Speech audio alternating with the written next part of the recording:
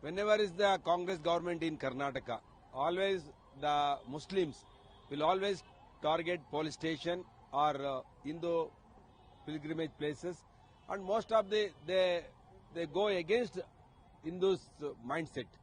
So in this Madhur, it is a very serious. They have thrown the stones to the idol. We pray usually in India when we get independence. That time Mr. Balagangadhara Natha was the main inspirator to celebrate Ganesha festival. So in that throughout the India we are celebrating Ganesha festival. It is a very historical event to the Hindus.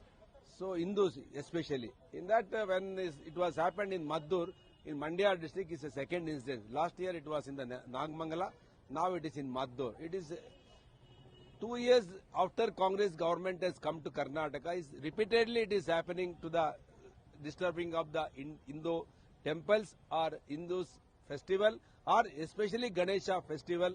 The second incident in Mandya, this has to be behind all this. It is a Congress led people are there. So in this we are strongly oppose the Congress MLAs over there and the Congress government. Local elections ballot paper implement Congress always have a confusion in the Indian democracy.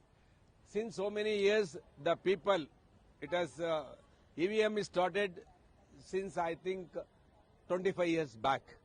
In that Congress also came to the power after the EVM is introduced in country. Now the first in the country, the Karnataka state government has banned the EVM and starting the old system of the ballot paper. It is only to confuse the Indian voters and confuse the democratic setup and confuse the election commission.